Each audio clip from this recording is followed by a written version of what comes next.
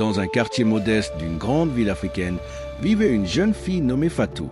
À seulement 16 ans, Fatou avait déjà connu plus de difficultés que la plupart des gens n'en verraient dans toute une vie. Mais malgré la pauvreté, elle avait un cœur d'or et un sourire qui pouvaient illuminer les journées les plus sombres.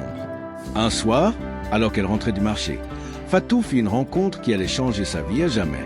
Une rencontre qui nous rappelle que la bonté peut bouleverser les destins, même dans les moments les plus inattendus. Fatou marchait dans une ruelle sombre, portant son panier de beignets sur la tête. Soudain, elle aperçut un homme allongé sur le sol, inconscient. Il portait un costume élégant, mais il était déchiré et taché de sang. Sans hésiter, Fatou posa son panier et s'agenouilla à ses côtés. Elle lui parla doucement, vérifia ses blessures et décida de l'aider. Avec une force qu'elle ne se savait pas posséder, elle parvint à le soutenir et à le ramener chez elle. Sa mère, Mama Aïcha, une femme robuste au cœur tendre, l'accueillit sans poser de questions. Ensemble, elles soignèrent l'inconnu, lui offrant un lit pour la nuit et partageant leur modeste repas. Le lendemain matin, l'homme, qui se présenta sous le nom de Monsieur Sano, était reconnaissant mais discret. Il refusa de parler de ce qui lui était arrivé, disant seulement qu'il avait été attaqué par des voleurs. Avant de partir, il serra la main de Mama Aïcha et de Fatou, leur promettant de ne jamais oublier leur bonté. Mais ce qu'elles ignoraient, c'est qu'il avait laissé une enveloppe sous l'oreiller de Fatou. Une enveloppe qui allait changer leur vie à jamais. Quelques jours plus tard, Fatou découvrit l'enveloppe. À l'intérieur, elle trouva un chèque d'un montant astronomique et une lettre. La lettre disait « Cher Fatou, ton acte de bonté m'a profondément touché. Tu as sauvé ma vie sans rien attendre en retour et cela m'a rappelé la valeur de l'humanité. Je suis le PDG de Sano Industries et je veux t'aider à réaliser tes rêves. Utilise cet argent pour toi et ta famille et sache que tu as changé ma vie à jamais. Avec gratitude, Monsieur Sano. » Fatou et sa mère étaient sous le choc. Elles ne pouvaient pas croire que l'homme qu'elles avaient aidé était l'un des hommes les plus riches et les plus influents du pays. Avec l'aide de Monsieur Sano, Fatou put retourner à l'école et poursuivre ses études. Sa mère ouvrit un petit commerce et leur vie changea radicalement. Mais Fatou n'oublia jamais ses valeurs. Elle utilisa une partie de l'argent pour aider d'autres enfants pauvres de son quartier, créant une fondation pour l'éducation des jeunes défavorisés.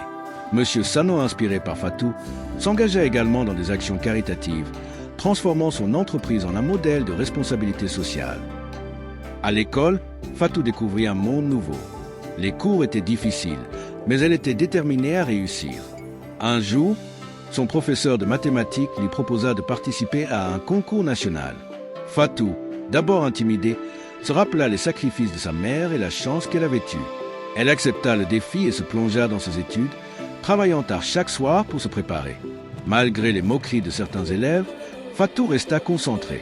Elle savait que ce concours était une opportunité de montrer que, peu importe d'où l'on vient, on peut atteindre les étoiles. Le jour du concours arriva. Fatou, nerveuse mais déterminée, entra dans la salle de conférence. Les problèmes étaient difficiles, mais elle se rappela les leçons de persévérance que sa mère lui avait enseignées. Quand les résultats furent annoncés, Fatou entendit son nom. Elle avait gagné le premier prix. En montant sur scène pour recevoir son trophée, Fatou sentit une vague d'émotion l'envahir. Elle regarda sa mère dans la foule et vit les larmes de joie couler sur ses joues. Ce moment était pour elle deux. Quelques semaines plus tard, Fatou fut invitée à une cérémonie organisée par Sano Industries. Elle y rencontra M. Sano qui la remercia publiquement pour son courage et sa détermination. Dans son discours, M. Sano annonça qu'il financerait les études universitaires de Fatou et de plusieurs autres élèves méritants. Fatou, émue aux larmes, réalisa que son acte de bonté avait non seulement changé sa vie, mais aussi celle de nombreux autres jeunes. Des années plus tard, Fatou créa la fondation Le Cœur d'Or, dédiée à l'éducation des enfants défavorisés.